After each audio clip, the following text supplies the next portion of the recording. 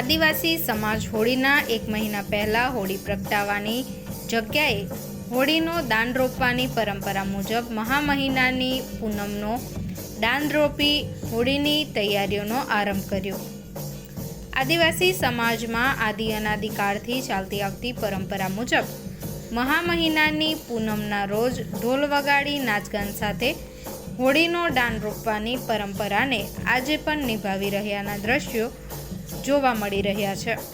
મહા મહિનાની પૂનમના રોજ દાન રોપ્યા બાદ આદિવાસી સમાજની પરંપરા પ્રમાણે લગ્ન જોડવા, લગ્ન પ્રસંગો, બાબા ઈંદ, બાબા પિઠોરા લખાવવાના તેમજ અન્ય સારા કામો 1 મહિના સુધી બંધ રાખતા હોય છે અને મહાપૂનમ બાદ આ વર્ષના ઉનાળાની શરૂઆત થઈ તેમ પણ માનવામાં આવે છે અને ઉનાળાના શરૂઆતી મહિનાને દાંડનો મહિનો ગણવામાં આવે છે।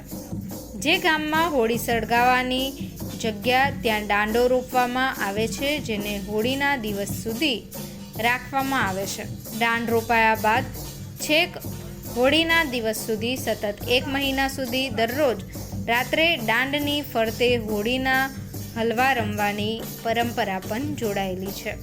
રોપવામાં આવેલ દાંડ જ્યારે હોળી પ્રગટાવે ત્યારે તે કઈ દિશામાં નમે એની પણ અલગ અલગ માન્યતાઓ છે।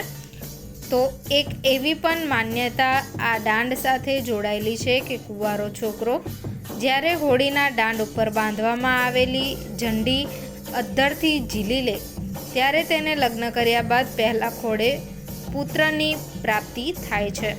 આદિવાસીઓ મોટાભાગના તહેવારો ઋતુચક્ર સાથે જોડાયેલા હોય છે, ત્યારે હોળી એ આદિવાસીઓની સૌથી મોટો અને લોકપ્રિય તહેવાર છે।